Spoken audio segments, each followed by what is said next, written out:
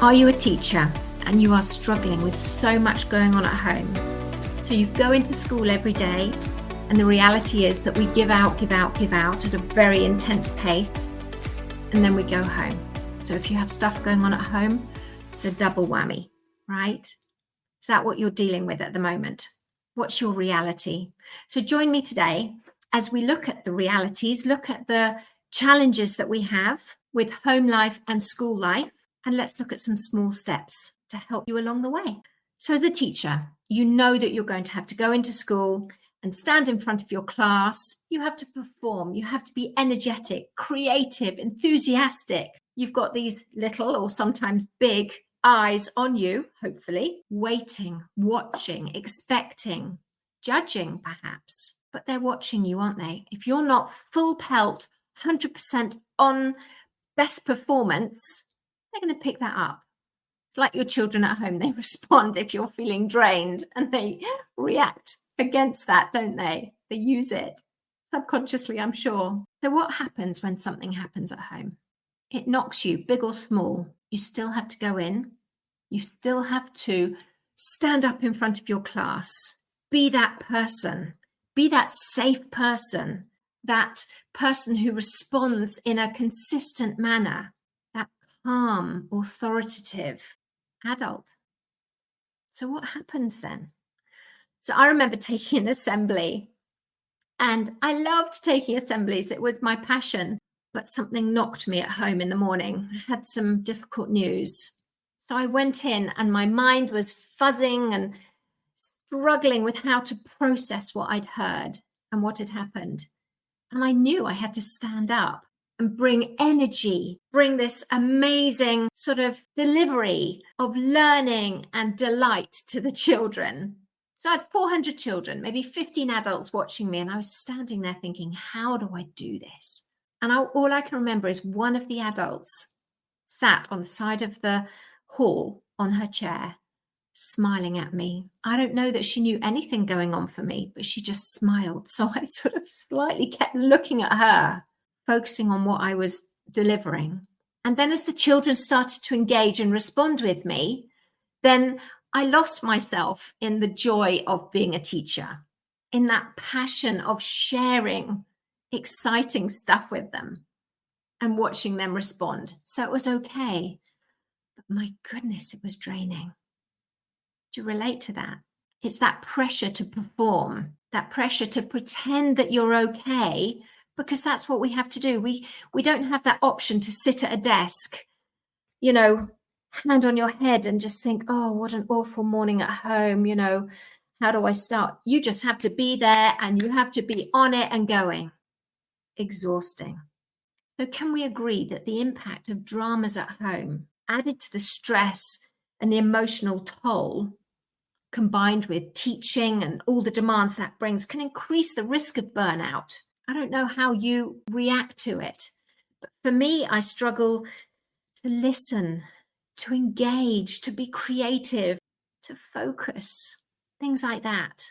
But we all respond differently to these things, don't we? And that's okay. I remember taking my child to a hospital appointment, and it was a time at work that we were really short-staffed.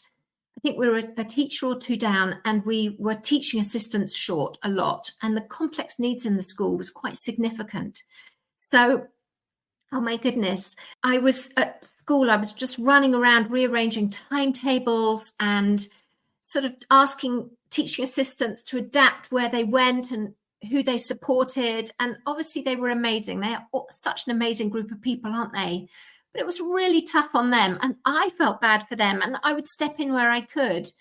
But actually it was a manic time, slightly chaotic and very reactive, exhausting. And then came the phone call, of course, to take my child to this hospital appointment that was really important. And we'd waited a long time for it. And I needed to focus on that child, my priority. But sort of closing my brain off from what was going on at school and engaging with my child in the middle of the day was really difficult. But actually, how important is that for us as parents? So I built an imaginary metaphoric wall, I suppose, between home and school, so that when I was at home with the children. I stopped the to-do list, the worrying, all of that as much as I could. And when I was at school, I knew that my children could get hold of me on the phone and I couldn't do anything by worrying. So I had that wall built up, and sometimes that really worked. So some days were great. But I do remember that day with that phone call coming in at such a busy, difficult time for all the staff, and feeling so bad going, but actually it was really important. But yes, it increases the possibility of the burnout. I've read this week that we're told compassion fatigue is a common occurrence for teachers, for NHS workers, those who work and give out emotions, compassion, empathy. So we have compassion fatigue a lot as teachers, don't we? TAs. But if we add home stuff on top, it's called dual domain burnout. And I think that's the issue we have as school staff. When home stuff is difficult, if there's traumas at home and school life is difficult, which it so often is, such a challenge, even if we love it. So we have that dual domain burnout. So we need to look out for that. We need to look out for each other as well as ourselves. So here's me being vulnerable, which I talk about a lot. My reason for choosing this topic this week is because I've had a significant knock in my life. I'm going through a divorce and I'm hoping I'm moving house in a few weeks. And then on top of that came some tragic news, and it kind of paralyzed me. I felt completely frozen in my grief, my loss, my heartache. The pain, the emotional pain was just enormous. It was overwhelming. And I felt frozen. I couldn't seem to think what to do, how to make decisions. My sleep was interrupted. Memory loss was extraordinary. And I'm not saying this because teachers go through this all the time or anything like this. I'm saying this because life is messy, and we as school staff are going to go through stuff, and it's going to be hard. And we need to be watching out for both ourselves and our colleagues. Really important. And I want to share what I've learned, what I've noticed, what I've researched over the past week or two. The research shows that trauma can disrupt our body's stress response system. We know that for the children, don't we? But it's exactly the same for us. It makes it more difficult to deal with additional stressors. Affects memory, concentration, ability to regulate. Do you feel more jittery and more likely to respond quickly and less able to pause and regulate yourself? So in the past, when I've had traumas or dramas at home, and we all have them, let's face it, I just kept going. I internalized it. But that's not very healthy, is it? We encourage the children to talk about what's going on with them. Why don't we say that about ourselves? I did talk about this in my last podcast, actually, about the importance of sharing how you're actually feeling and the benefits of it. They're huge. Research has proven that. So we know we need to share it. Please go and find a safe colleague, a safe friend or two to tell how things are. It's amazing the benefits, and you might need to speak to a professional. I did. A counsellor has really helped me, and I'm not ashamed of that. I see it as a sign of strength. I know others are ashamed of having to see a counsellor, but for me, I'm not. Why not? If it helps, do it. Might be a different professional, might be your GP. I don't know. So if you're listening to this and you're wondering how it relates to you, perhaps life is okay at home at the moment. Hooray, fantastic. Could you watch for your colleagues? I remember a teaching assistant. She was such a lovely, calm, almost ethereal in the way she went through her day. But one day she walked in and she was all hunched over. Her body language was so tired and crumpled and heavy.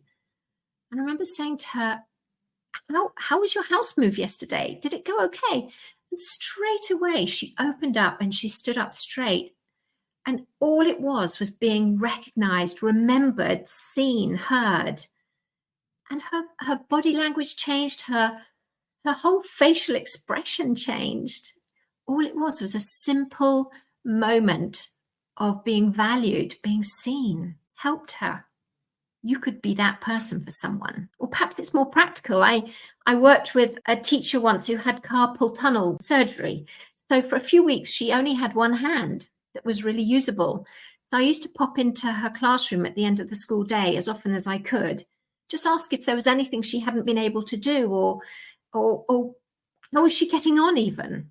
Oh my goodness. She just thrived on that, few moments, few minutes of support or empathy or understanding, sometimes practical help. Could you be that person for someone? And for the sake of a few minutes, you might change someone's day. But I would also say to you that probably when you give out to someone, when you serve or support or help someone else, it really fills your own bucket. It's amazingly powerful. So if this is you and you are really struggling with dramas at home and you're struggling with feeling drained at school, come and join the Facebook group I've set up. It's a safe place. It's teachers and teaching assistants and other school staff, Senkos, who are just wanting not to burn out. They want to prevent it from happening. So it's a sign of strength to be in there because you're willing to learn. You're willing to try things out. You're willing to be real because we're all learning, aren't we? Maybe you'll take away some strategies for colleagues who can help you. So watch today. If for whatever reason you're running on empty, what fills your bucket? Better food, maybe a hug, perhaps a coffee with a friend. Book it in. You need to make it happen. Time to look after yourself, whatever's going on for you. Thanks for listening. I hope you took something of value from today. If you want to connect, I'm at rowenahicks.com, or I have a Facebook group, which is Preventing Teacher Burnout. So I look forward to connecting to you at one of those.